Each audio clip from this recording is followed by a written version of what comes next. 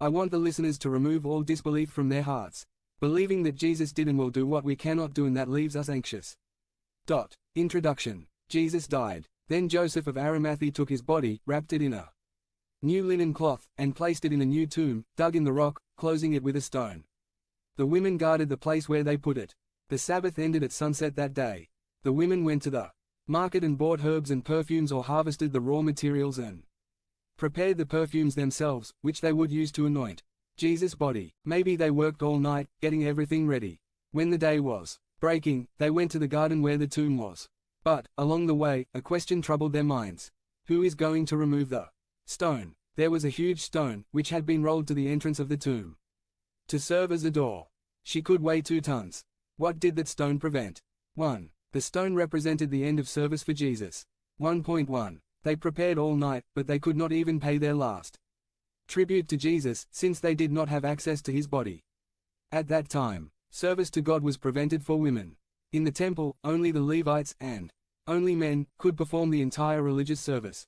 1.2. Jesus paved the way for women to serve him in many ways.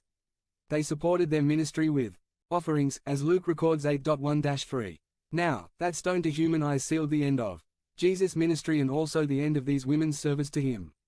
1.3. Even knowing the difficulty and lack of resources to solve the problem, they went to the grave. They could have stayed home, lamenting, murmuring, making excuses, but they didn't. They went there. A difficult walk, but moved by the will to do something for Jesus. 1.4.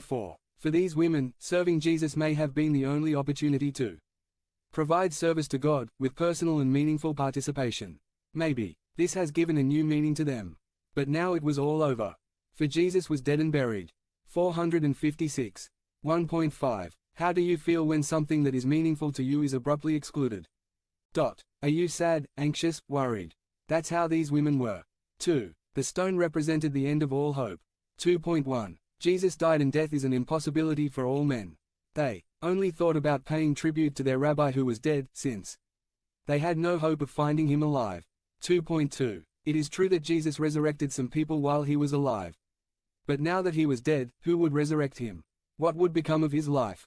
Will we once again be dominated by sin, as Mary Magdalene lived, from whom Jesus expelled 7 demons? v.9. Who would be with them in the day of anguish, of persecution, of sadness? Who would give them a word of guidance in the dark days of life? Who would cure their diseases? 23. Hope in the Messiah was a flame that kept alive the expectation of better days for Israel. LK 24.21. They found the Messiah, they lived with him, they learned from him, they lived the expectation of